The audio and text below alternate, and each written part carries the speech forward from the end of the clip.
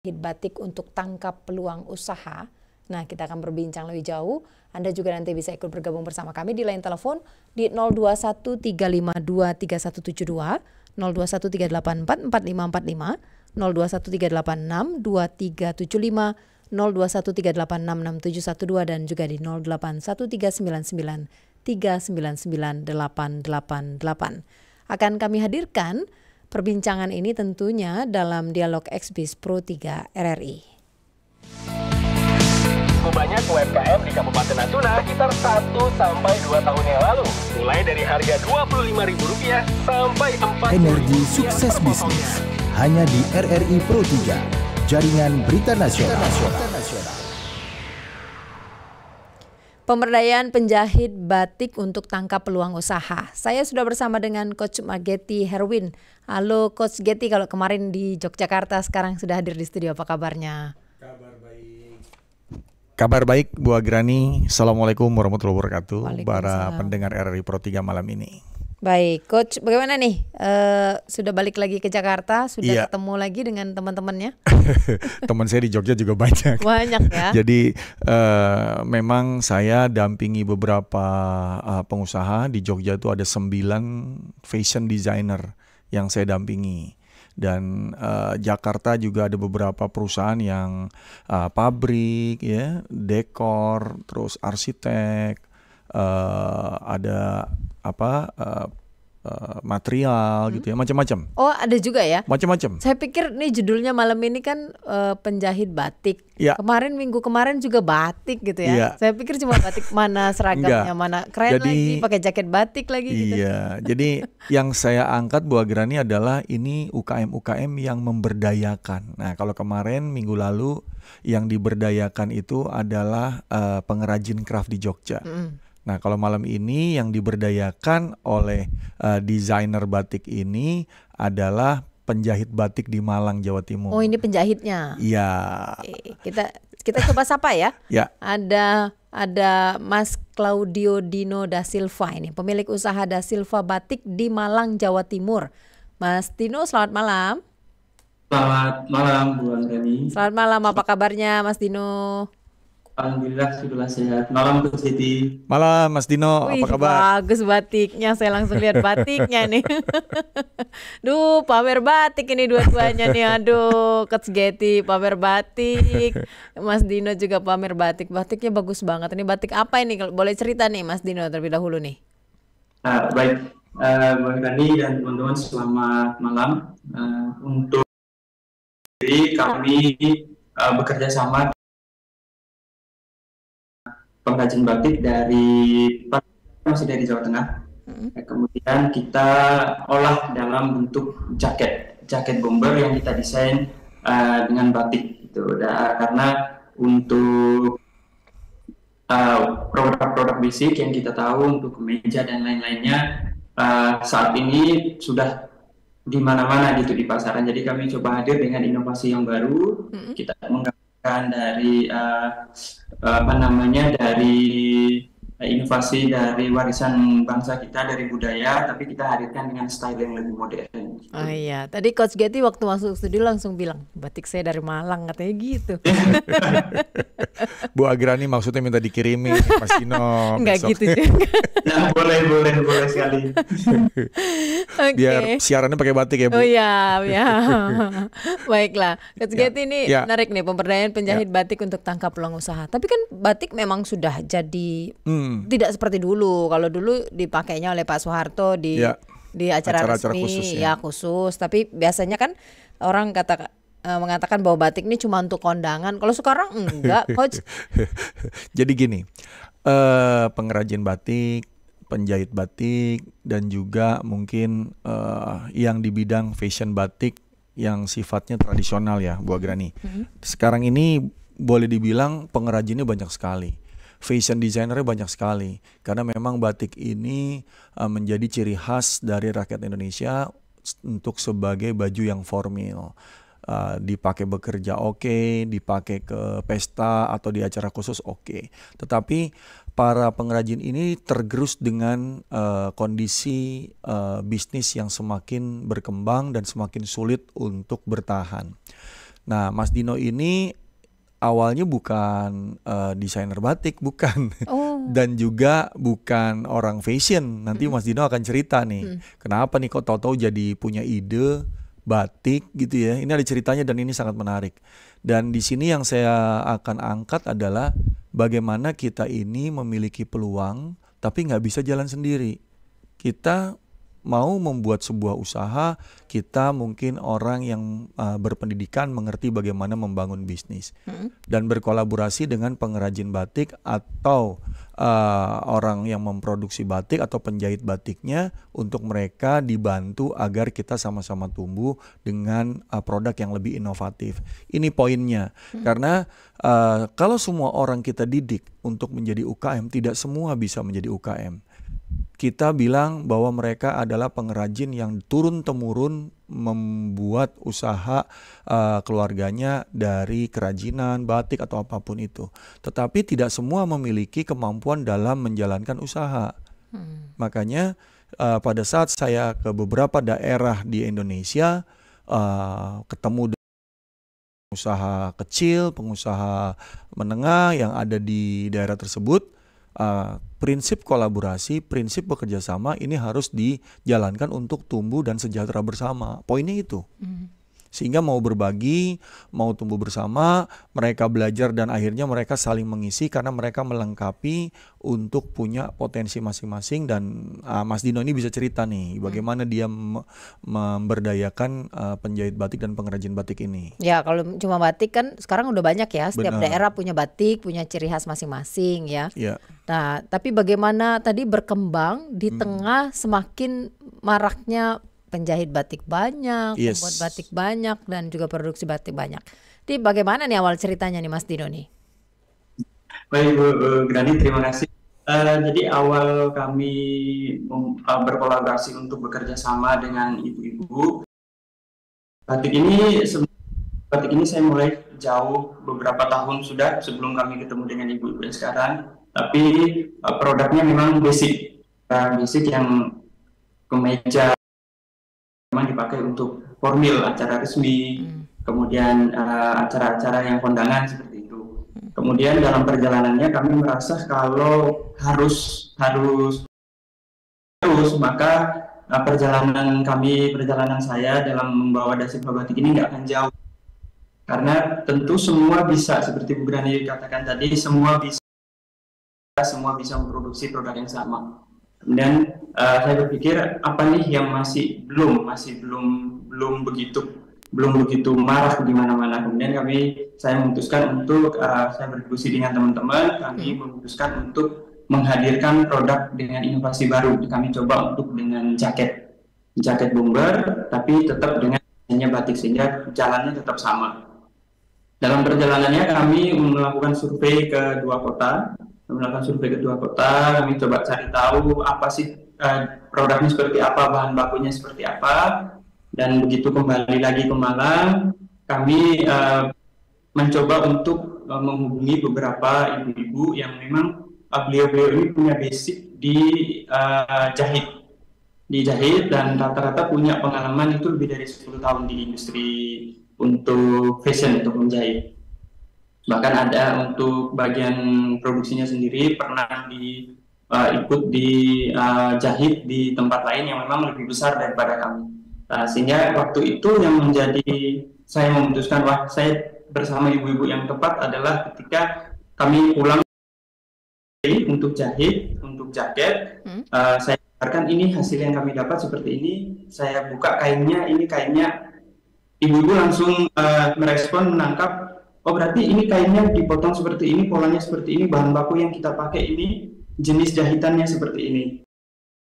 Kebetulan Bu Anggrani dan Coach Getty, ibu-ibu kami saat ini adalah, mohon maaf sebelumnya di perusahaan sebelumnya dan kebetulan perusahaannya Pak Edit, sehingga dengan bersama-sama kita berkolaborasi, bekerja sama dengan ibu-ibu punya keterampilan, punya kualitas yang baik, mereka tahu bisa menghadirkan produk yang bagus seperti apa.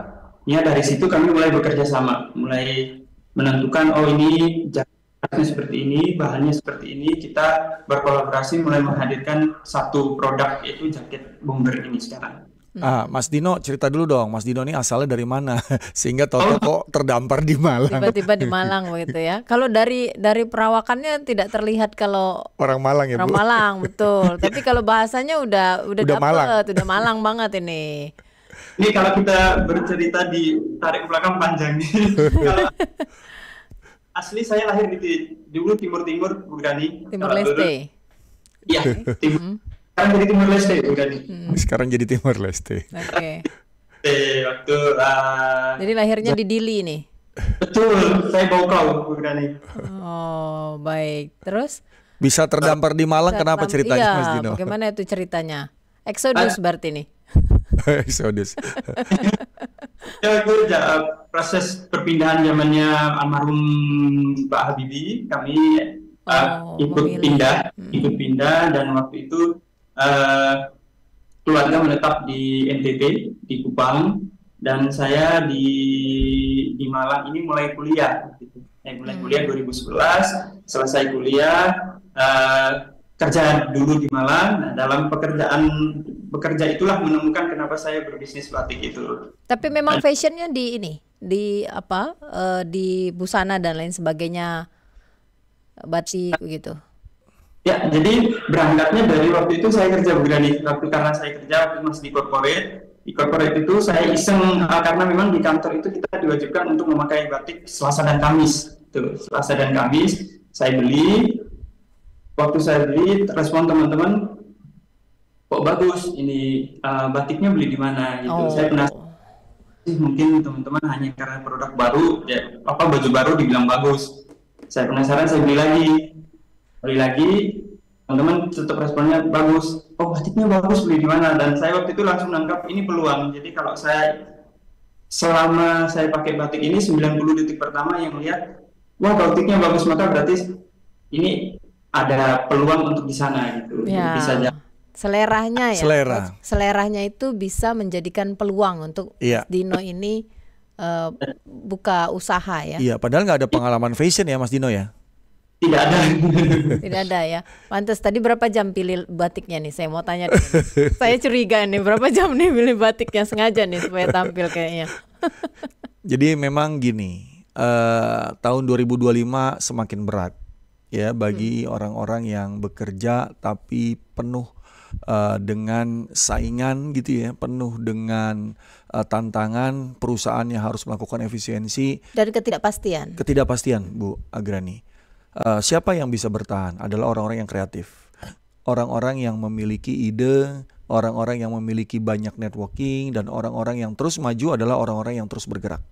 Kalau Anda tidak bergerak, Anda hanya pasrah, Anda hanya menyalahkan keadaan, Anda tidak akan kemana-mana. Ini yang sering kita jadikan alasan. Tetapi banyak klien-klien saya yang saya dampingi, mereka mulai bisnis karena mereka harus survive. Oke, kita ke kasusnya Mas Dino kalau begitu Coach. Ya. Ini kan menarik. Ya. Mas Dino ini tadinya memproduksi pakaian ibu-ibu saja, yang ke kantor, kebutuhannya untuk kondangan. Kemudian kan ke jaket bomber. Bomber. Kira-kira kalau dikasih ke Pak Prabowo langsung naik. Wah, jadi ini menarik. Mas Dino, berapa produksi sebulan sekarang Mas Dino? Kalau produksi sekarang kami hari ini baru kami lihat angkanya ada di sekitar 386. Ini sejak kapan mulai beralih ke bomber? Beralih ke bomber sudah 2 tahun. 2 tahun, berarti setelah pandemi ya? Ya betul. Itu Coach kalau idealnya 2 tahun ini masih cukup luar biasa tumbuh. Karena nggak gampang. Karena Mas Dino targetnya ke B2B, dia ke korporasi tawarin gitu ya, bukan kepada retail. Kalau retail mungkin nggak akan bisa secepat ini gitu ya. Jadi Mas Dino ini adalah salah satu binaan saya di program pembinaan UKM dari sebuah korporasi. Dan Mas Dino ini waktu tahu saya ada di Jogja, dia menuju Jogja dari Malang untuk ketemu saya. Nah mungkin bisa cerita Mas Dino, setelah ketemu apa yang Mas Dino lakukan sehingga bisnis bisa lebih bersemangat lagi dalam mengembangkan ya Mas Dino. Silakan Mas Dino. Nanti dulu, saya mau tanya dulu sama Mas Dino. Mau ketemu sama Coach Getty itu gimana ceritanya kan? Latar belakangnya apa? Baru tiba-tiba ngejar ke Jogja ya? Malang ke Jogja ya. Dari Malang ke Jogja. Ya, jadi Berani waktu itu di acara inkubasi bisnis waktu itu kami Zoom dan belajar dengan beberapa coach lain juga dengan Coach Getty tentu, dan waktu itu saya merasa saya harus nih ketemu dengan waktu itu saya harus ketemu Pak ini gitu. Jadi saya coba untuk kontak waktu itu karena buat saya adalah ketika kita belajar bertemu seperti ini, dan waktu itu kebetulan yang menjadi kesan adalah kebetulan waktu itu kita mulainya jam 2 jam 3 siang, dan itu waktunya ngantuk-ngantuknya gitu. Ternyata waktu Zoom dimulai, materi dimulai, saya kok nggak ngantuk nih gitu. Gitu. Jadi awalnya dari Zoom. Dari Zoom. Khawatir akan kehilangan part di mana kalau saya ngantuk saya akan ketinggalan nih gitu. Akhirnya terus kami Zoom 2 jam, nggak ada sama sekali ngantuknya, dan saya memutuskan saya harus ketemu sama Pak ini gitu. Apa sih yang melekat di Anda ketika Coach Getty memberikan materi itu, apa untuk keluar dari yang itu saja lalu berkembang tuh apa itu Mas Dino? Yang paling melekat di saya adalah BMC waktu itu, Business Model Canvas. Business Model Canvas. Perbaiki internalnya, perkuat internalnya, maka eksternal itu harusnya bukan lagi sebuah masalah yang besar. Wah, keren itu, kena banget itu ya. Langsung introspeksi diri kan ya? Tertancap di saya gitu. Internalnya ya di dalam usaha terutama sebenarnya menurut saya internal yang harus diperbaiki waktu itu saya secara pribadi gitu. Baik pengetahuan relasi kayaknya semuanya harus diperbaiki. Kalau dari internalnya kuat, yang datang dari eksternal harusnya bukan lagi khawatirkan secara berlebih gitu. Oke, lalu Anda memutuskan untuk bertemu dengan Coach Getty langsung? Iya, waktu itu saya coba kontak gitu. Saya follow IG-nya, kemudian YouTube-nya semua sosmednya Coach Getty saya ikutin. Kemudian saya coba chat, saya bilang coba berhadiahlah, saya coba chat. Ternyata direspon baik sekali dengan Coach Getty. Saya tanya ke Coach Getty, apakah dalam waktu dekat ada coaching di daerah Surabaya, karena kalau Surabaya mungkin dari Malang Surabaya lebih dekat. Kemudian sama Coach Getty di-share adanya di Bali, kemudian di luar pulau, paling dekat itu cuma di Jogja gitu. Nah, kalau masih Jogja aja berangkatlah. Gitu. Kemudian saya coba untuk tanya Coach Getty, apakah boleh Coach klinika saya ke Jogja? Oh tentu boleh gitu. Akhirnya saya nekat aja, saya berangkat ke Jogja. Saya cari tahu Coach Getty nginepnya di hotel, saya ikut aja udah nginep di hotel yang sama. Oke. Luar biasa.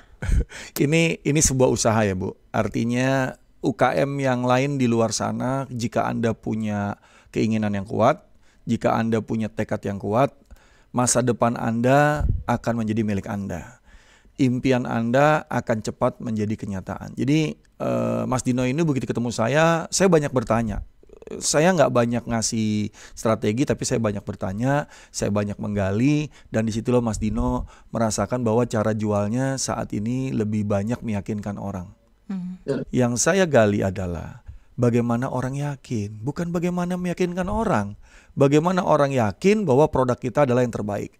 Bagaimana orang yakin bahwa produk kita adalah produk yang sangat tren, yang sangat membantu mereka untuk menemukan kebutuhan terbaik mereka. Nah, dengan poin seperti itu aja cara kita jualan itu akan berbeda. Fokus di internal itu adalah kita yakin kepada diri kita sehingga orang lain akan membeli produk kita.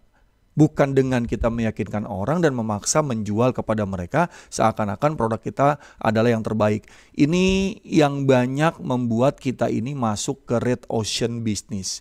Tapi kalau kita membuat produk kita dengan potensi, dengan kinerja yang sungguh-sungguh, dan kita bisa menjelaskan value dan kualitasnya, kita akan berada di blue ocean business. Orang akan cari kita kok, nggak usah khawatir gitu. Ini berlaku untuk semua bisnis, Coach. Yes, berlaku untuk semua bisnis. Kenapa bisnis saya tidak tumbuh? Karena saya sendiri tidak tahu kualitas produk yang saya jual ini apa. Saya sendiri tidak tahu keunikannya apa. Sehingga jualnya pakai strategi rata-rata. Menawarkannya pakai cara rata-rata, sehingga orang merasa produk kita ini ya sama produk yang lain. Ini yang nggak gampang, Bu Agrani. Oke, nanti kita akan bahas lebih jauh ya, Coach. Yes. Kita coba angkat penelpon terlebih dahulu. Ada Ibu Dinda ini di Bogor. Bu Dinda, selamat malam Bu Dinda. Malam Kak Adam. Malam, silakan Bu Dinda. Malam Coach Geti. Malam Bu Dinda. Kabar baik pastinya Coach Geti ya. Kalau Selasa malam yang ditunggu-tunggu Coach Geti memang Kakak Adam. Ya, selamat malam juga Mas Dino. Selamat malam.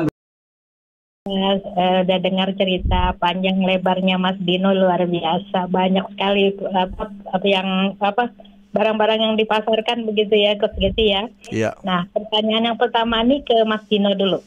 Mas Dino, karena sudah banyak kan yang Mas Dino pasarkan gitu ya produk-produknya, tapi kenapa masih mengejar Coach Geti?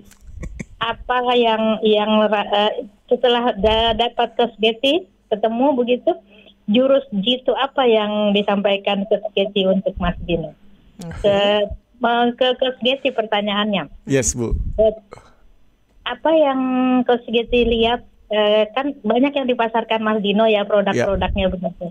Menurut Coach Geti apa yang paling cocok untuk Mas Dino?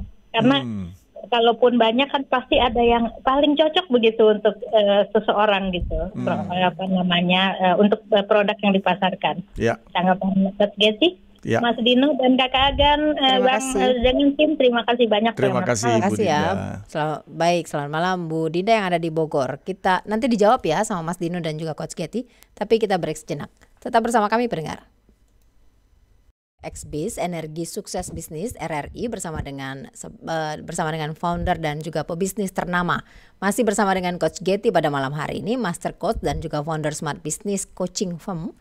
Nah, lalu juga bersama dengan Mas Dino ini, Claudio Dino da Silva, merupakan pemilik usaha Da Silva Batik di Malang, Jawa Timur. Di line telepon kita sudah bersama dengan Pak Ayub di Situbondo. Pak Ayub, selamat malam Pak. Assalamualaikum, selamat malam. Waalaikumsalam. Silakan Pak Ayub. Iya. Ini tadi kok menarik ini nomor sekian ini 3 nih ya. Cuan-cuan batik ya Kak ya.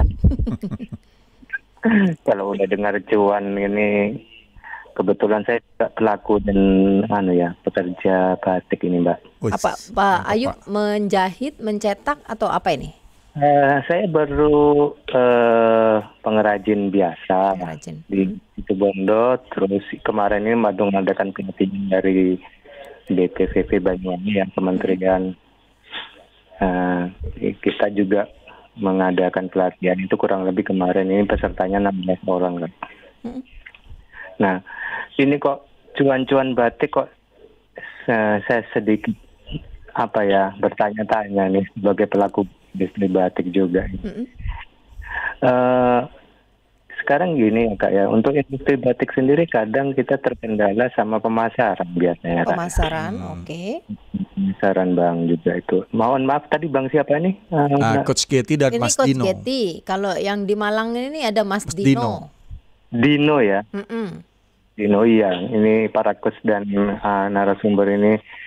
Kita ini pengrajin, gimana caranya ini kita ini. Oke, apa kendalanya yang dialami oleh Pak Ayub ini? Pemasaran kenapa? Sepi. Pemasaran biasanya kita gini, saya berinteraksi dengan beberapa pengrajin batik ya, salah satunya juga yang kebetulan sempat keliling-keliling terus sampai kita pameran-pameran itu. Pernah ada seperti ini. Ternyata ada beberapa batik yang memang kurang diminati dari beberapa wilayah tertentu, entah karena modelnya, coraknya atau gimana. Kemudian pemasaran selanjutnya adalah terkendala bagaimana kita ini memasarkan pada misalnya kalau online kita mungkin sudah bisa ya, tapi pada luar kota, bahkan luar pulau atau gimana yang lintas wilayah khususnya ya Bang ya. Jalan mungkin kita bisa titip pada pusat oleh-oleh dan sebagainya. Untuk memasarkannya ini sangat sulit. Tapi ada juga yang salah satu sisi yang bagaimana kita bekerja sama dengan beberapa dinas, bekerja sama dengan beberapa rekanan untuk mengadakan pengadaan kain batik atau kemudian dijadikan di sekolah-sekolah untuk seragam. Biasanya seperti itu Bang. Pemasarannya itu kalau kita kalah sama dengan produk-produk yang membanjiri di online itu misalnya, itu sudah rival utama kita, walaupun mereka bukan batik, tapi batik sendiri kadang bagaimana orang menilai itu terkesan gini aja kok mahal. Tapi ketika ini seperti ini, kami sering mengadakan pelatihan. Ternyata ketika dalam pelatihan itu mereka tersadar kenapa batik mahal. Ternyata proses pembuatannya itu yang memakan waktu dan kemudian mereka terbesit. Ternyata batik mahal seperti ini prosesnya gitu loh. Dipersingkat Pak Ayub? Iya. Dipersingkat Pak Ayub? Iya, ketika di launching itu kok terkadang kendalanya penawarannya di bawah harga. Oke, baiklah. Terima kasih ya Pak. Ya Pak Ayub. Pak Ayub yang ada di Situbondo, terima kasih kami bisa menangkap apa yang disampaikan. Ada Pak Taufik di Bali, Pak. Silakan Pak Taufik. Sebentar ya Coach Getty ya, dan juga Mas Dino. Pak Taufik. Selamat malam. Selamat malam, silakan Pak Taufik, gimana? Ya gini, bagaimana sekiranya batik ini istilahnya itu pakaian rakyat, dan dimohon kepada pemerintah bagaimana sekiranya kalau import itu dibatasi atau disensus dulu, bagaimana sekiranya produk UMKM atau produk dalam negeri asli tidak mati gitu. Jadi semua produk-produk dalam negeri itu sebelum mengadakan import itu harus disensus dulu kepada kementerian lah istilahnya gitu. Seperti kemarin kan PT Sritek sudah hampir mati gitu kan, karena terlalu membludaknya import dari luar negeri gitu. Dan karena itu bahan dasar. Di Bali pun begitu, kalau sudah tekstil mati, maka ekspor akan mati. Karena di Bali ini kan banyak istilahnya memakai produk-produk dalam negeri asli gitu kan, seperti benang, bukan produk luar negeri yang seperti produk Cina kan, baik kebanyakan plastik itu orang Amerika nggak mau kalau bukan produk dalam negeri asli Indonesia gitu. Baiklah. Dari bidang apapun gitu, dari istilahnya produk dalam negeri seperti susu gitu kan harus disensor dulu, semuanya lah harus disensor dulu ke rakyat. Terima kasih ya. Dalam negeri tidak mati. Terima kasih ya Pak Taufik Pak Taufik yang ada di Bali. Terima kasih. Menarik yang Pak Ayub ini, ternyata itu adalah dilema yang dialami oleh beberapa pengrajin. Pada saat saya mendampingi pebisnis, yang saya coaching, yang saya bantu cara berpikirnya dulu, mindsetnya dulu. Teman-teman pembatik ini bukan jual baju, dia jual hasil karya dalam bentuk baju. Batik ini dulu dibuat untuk sebagai kain, bukan untuk baju. Betul. Dan pengrajin batik harus belajar bagaimana membuat corak atau bentuk atau model yang namanya fashion. Nggak sembarangan. Kalau kita cuma bikin batik itu sebagai baju, orang menawar kita ya harga baju, bukan harga hasil karya. Makanya teman-teman di Jogja yang saya dampingi, mereka desainer, mereka merancang yang namanya kain batik hasil karya, bukan kain batik cetak. Kalau mereka menyebut batik dicetak itu adalah motif batik. Ya, itu bukan batik kata dia, itu motif batik. Tapi kalau yang namanya batik tulis gitu ya, batik yang memang dibuat dengan artistik, seni gitu ya, kreativitas. Tadi kata Pak Ayub proses pembuatannya agak panjang baru mereka menghargai. Ya, yang dijual itu sebenarnya bukan baju, karena mereka bukan pedagang.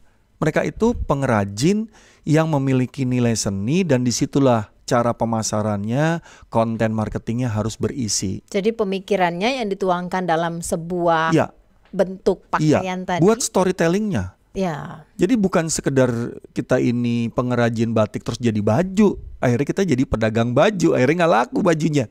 Dan banyak UKM jualnya di marketplace. Marketplace itu yang beli orang mau beli baju, bukan mau beli hasil karya batik. Karena mereka tidak akan mau beli dengan harga mahal. Saya salah satu pencinta batik, Coach. Ya, makanya kalau ibu pencinta batik, betul, saya akan lihat dulu worth it nggak nih harganya segini. Iya. Dengan menggambarkan tidak. Itu makanya jadi, tadi saya bilang punya Mas Dino. Ya, kualitas bahannya ya Bu. Betul, terus coraknya, terus dipakainya pantas. Bahkan di Jogja itu Coach Getty itu pantasnya pakai batik yang corak begini karena menggambarkan ini. Itu lebih cocok menarik. Nih dengan warna kulitnya, biasanya Iya, gitu kan ya. Iya.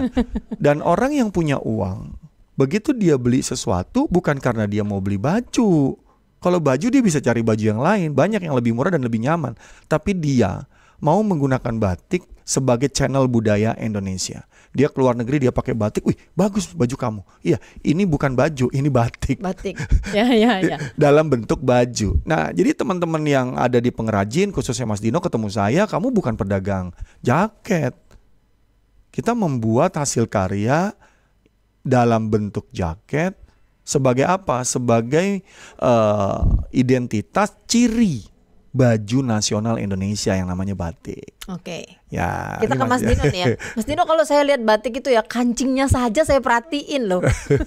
Jahitannya aja tuh, udah jam masalah itu bagi saya ya. Itu kalau gambarnya nggak ketemu, jangan harap worth it tidak dengan harga segitu nih. Ini sebetulnya dipikirkan tidak sih sama pengrajin-pengrajin Mas Dino setelah ketemu dengan Coach Getty? Ya, Bu Kirani, memang untuk batik itu yang dilihat adalah motif, penempatan, kemudian juga bagaimana kita mendelivery sebuah produk ini nanti. Itu tadi kalau dilihat 90 detik pertama itu orang udah ini nih. Ya, gitu. betul jatuh cinta pada pandangan pertama begitu ya. Betul. Jadi untuk penempatan motif, memang kita dengan ibu-ibu itu sudah dipikirkan dari awal bahwa motif yang sebelum kita bawa ke pasar tidak boleh ada miss untuk penentuan motifnya maupun ketemunya, karena setiap motif itu pasti ada historinya, ada nilainya.